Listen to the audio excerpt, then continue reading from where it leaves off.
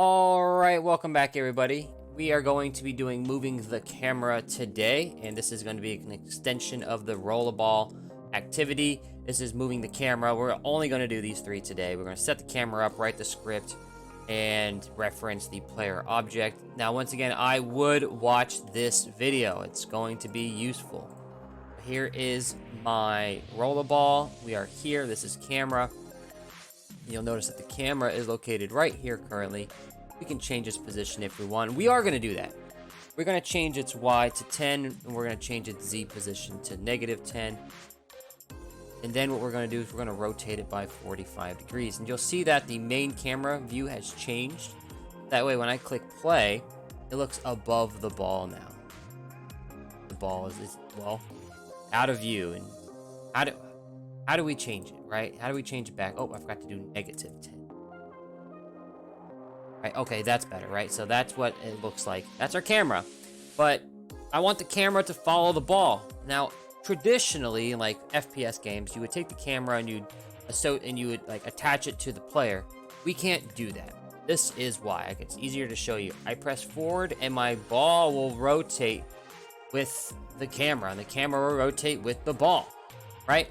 What I want is if I move the player, I want the camera to follow it. See, the camera follows it, but what I don't want is if the camera rotates, camera to rotate. Or if the ball rotates, the camera rotates. I don't want that. I just want to follow it. So we're going to have to do a little bit something different. And on this one, we're going to have to write a script. This is where we're going to do it. We're going to create a new script. Call it camera. Make sure you spell it correctly. Controller. Spaces, capital C, has to be spelled perfectly, measure twice, cut once, don't forget, make sure it's named properly. If you name this wrong, the code will not work. So we create the script for it. Once again, we click main camera, and we add a component, we'll add a script to it. It's much easier. And once again, we will find it under the root folder in assets. You can click on it, move it over to scripts, and we are just fine. Now, we want to open script. I'm going to actually open up my last script as well. I'm going to copy it, and I'm going to paste it over. I've already done it once. Oh, whoops. I don't need to do it again. I've also really sat down and broke this code down as much as possible.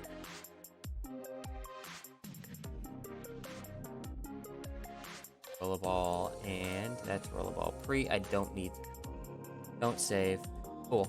This is where we're at. This is the code that you're going to put inside of this, right? You're going to rename this camera controller mono behavior. Really, everything that you're going to do is in this video. You need to watch that video. I'm going to explain my understanding from watching the video. Okay, the first thing I'm going to do is I'm going to start over here in offset, and I'm going to make some comments here as to how I understand what the instructor inside that video talked about. So right here, there's some variable called offset, and what offset is the X, Y, Z, and movement value of the camera as it starts. So basically, this determines, I'm just going to do lowercase, this determines the startup condition, position, / position of the camera. And it's not moving, right? This right here updates where the camera will be in the next frame as the ball moves. So basically what it does is it does like this. It goes beep beep. It does its computer things, right? And then it says ball is now moving to this new X, Y, Z at this speed, please move camera by the exact same amount.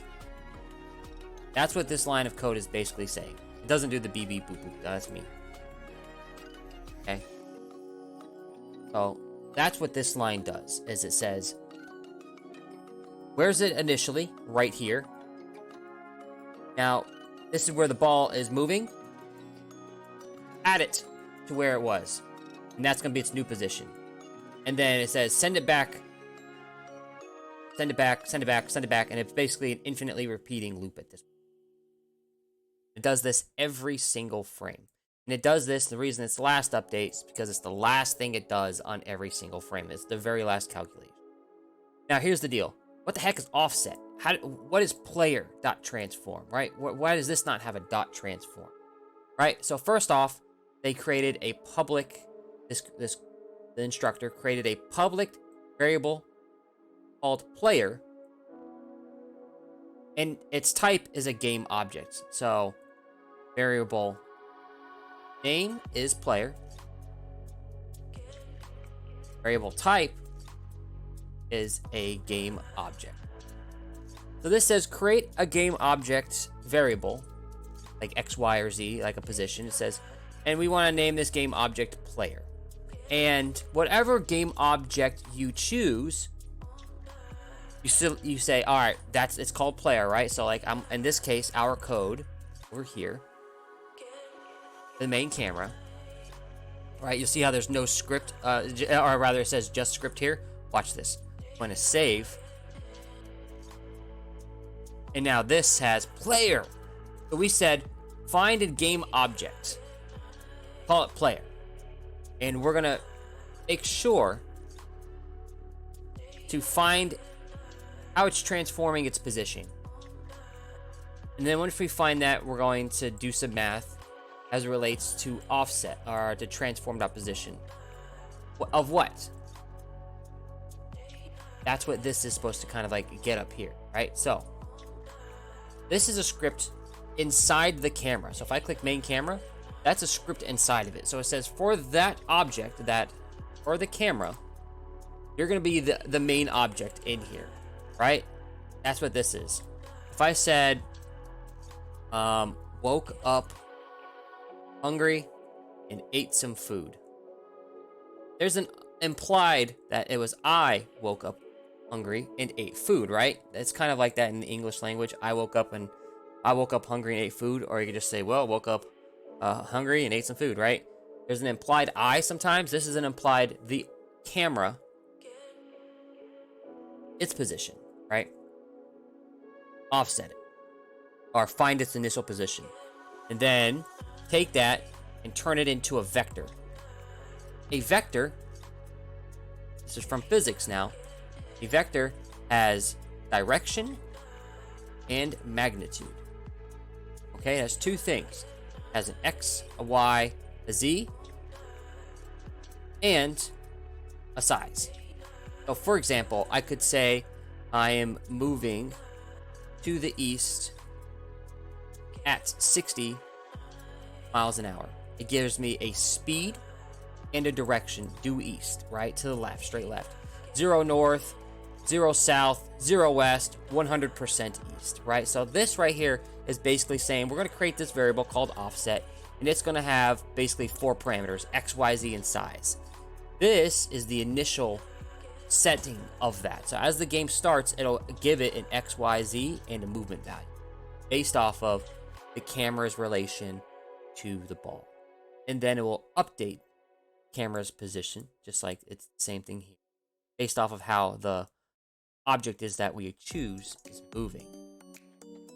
And that's a lot to explain, so you can go back and rewatch it again, right, if you want. But let's actually do this now, right? So we want this object right here. As it moves, we want the camera to move with it. This is the, I'm gonna left click this, right?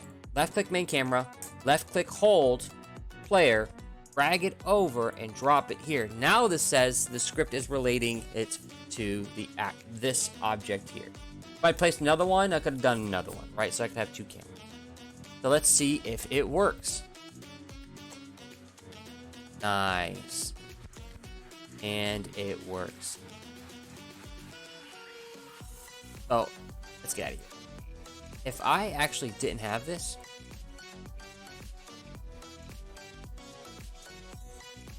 say I deleted that, and I clicked play, the camera doesn't move because it has no object that it's relating its position to, right? It's like, oh, there's no object that's been selected, so the camera's going to stay exactly where it is. All right, now that we know it's the player that's moving, let's... Oh, hold on a second. Let's put it over here, and we're good to go. And that's it. That's it for moving the camera. I hope this video found you well, and it was useful. So take care, everybody.